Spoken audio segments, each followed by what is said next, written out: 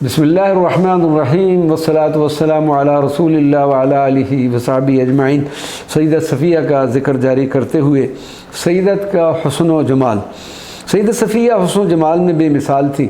آپ رضی اللہ عنہ کا حسن ایسا تھا کہ جب آپ مدینہ طیبہ طاہرہ میں حضور پر نور صلی اللہ علیہ وسلم کی زوجہ بن کر آئیں تو مدینہ منورہ کی خواتین آپ کے حسن کا شعرہ سن کر آپ کو دیکھنے کے لیے آئیں۔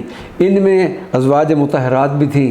سیدت عائشہ صدیقہ رضی اللہ تعالی عنہ نقاب اوڑھ کر آئیں اور حضرت صفیہ کو دیکھ کر جانے لگیں تو آپ صلی اللہ علیہ وسلم نے ان سے پوچھا، اے عائشہ کیا دیکھا ہے؟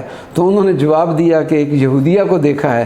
اس پر رسول اللہ صلی اللہ علیہ وسلم نے فرمایا، فَإِنَّهَا أَسْلَمَتْ وَحَسُنَ إِسْلَامِهَا، ایسا مت کہو، وہ اسلام لے آئی ہیں اور ان کا اسلام نہایت اچھا اور بہتر ہے۔ ام المؤمنین سیدہ صفیہ کے حسن کا شعرہ سن کر سیدۃ النساء خاتون جنت شہزادی کونین جب اپنی چند سہیلیوں کے ساتھ آپ کو دیکھنے کے لیے آئیں تو سیدہ صفیہ نے شہزادی کونین کو اپنے کانوں کے جھمکے پیش کیے اور آپ کی سہیلیوں کو بھی کچھ نہ کچھ زیور پیش کیا۔ حرم نبوی میں داخلے کے ساتھ ہی سیدہ صفیہ آقا صلی اللہ علیہ وسلم کی خدمت اور دل جوئی میں لگ گئی۔ آپ بہت لذیذ کھانا پکاتی تھیں اور رسول اللہ صلی اللہ علیہ وسلم کی بارگاہ میں بھیجا کرتی تھیں۔ ام المؤمنین سیدت عائشہ صدیقہ فرماتی ہیں کہ میں نے حضرت صفیہ سے پوچھا، اچھا کھانا پکانے والا کسی کو نہیں دیکھا۔ سیدت صفیہ کی حضور پر نور سے محبت، حضرت سید صفیہ سرکار دو عالم صلی اللہ علیہ وسلم سے انتہا درجہ محبت کرتی تھی، جس کا اندازہ صرف اسی ایک بات سے ہی لگایا جا سکتا ہے کہ جب نبی اکرم صلی اللہ علیہ وسلم اس ظاہری مرض میں مبتلا ہوئے تو تمام ازواج مطہرات سیدت عائشہ صدیقہ کی حجرہ مبارکہ میں حضور پر نور صلی اللہ علیہ وسلم کے لیے عیادت کے لیے آئی۔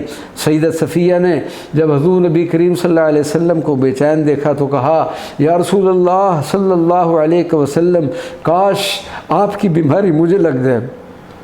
جس پر دوسری ازواج ایک دوسرے کو دیکھنے لگ پڑیں تو رسول اللہ صلی اللہ علیہ وسلم نے فرمایا، واللہ یہ سچی ہیں، یعنی صرف دکھاوے کے لیے نہیں کہہ رہی بلکہ ان کو مجھ سے اتنی محبت ہے کہ یہ سچے دل کے ساتھ ایسا کہہ رہی ہیں۔ اس روایت سے یہ بات بھی ثابت ہوتی ہے کہ سیدت صفیہ کو حضور نبی کریم صلی اللہ علیہ وسلم کے ساتھ اتنی زیادہ محبت تھی کہ آپ اپنی جان بھی پیارے مصطفیٰ صلی اللہ علیہ وسلم پر نشاور کرنے کے لیے تیار تھیں۔ کتب تاریخ میں یہ بات زیر بحث رہی کہ آیا سیدت صفیہ رسول اللہ صلی اللہ علیہ وسلم کی زوجہ مبارکہ تھی یا کنیز۔ حضرت انس بن مالک کی روایت سے یہ بات بھی بالکل واضح ہو جاتی ہے۔ سرکار دو عالم صلی اللہ علیہ وسلم خیبر اور مدینہ منورہ کے درمیان 3 دن قیام پذیر رہے۔ اس دوران آپ صلی اللہ علیہ وسلم ایک رات سیدت صفیہ کے ہمراہ رہے اور مجھے حکم دیا کہ مسلمانوں کو شادی کی دعوت میں شرکت کے لیے بلاؤ، اور پھر ان کی تواضع کھجوروں، پنیر اور روغن خوردنی سے کی گئی۔ کچھ اور لوگوں نے بھی سیدت صفیہ کے بارے میں کہا کہ آیا وہ رسول اللہ صلی اللہ علیہ وسلم کی زوجہ تھیں یا کنیز؟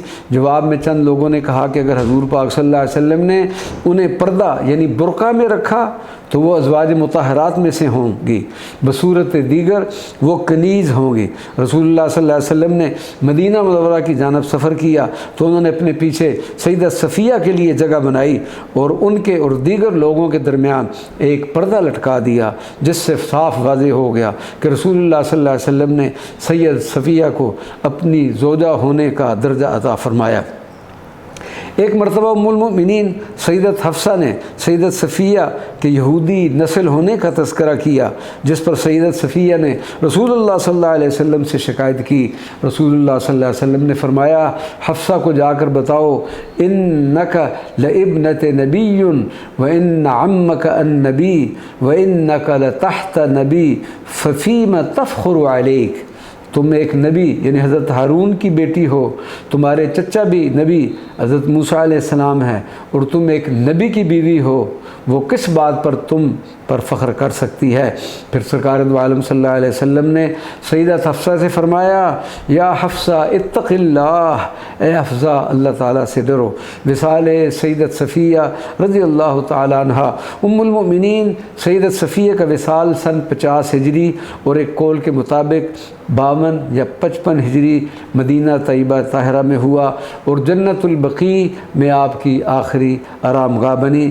سیدت صفیہ کے پاس ایک مکان تھا جس کو آپ رضی اللہ عنہا نے اپنی زندگی میں ہی خیرات کر دیا تھا۔ اللہ تبارک و تعالی ہمیں اس ام المؤمنین کی خیر و برکت نصیب عطا فرمائے، اور ان امہات المؤمنین کے صدقہ وسیلہ جلیلہ سے اس امت محمدیہ صلی اللہ علیہ وسلم کی بخشش و مغفرت فرما دے۔ آمین یا رب العالمین، وما علینا الا البلاغ المبین۔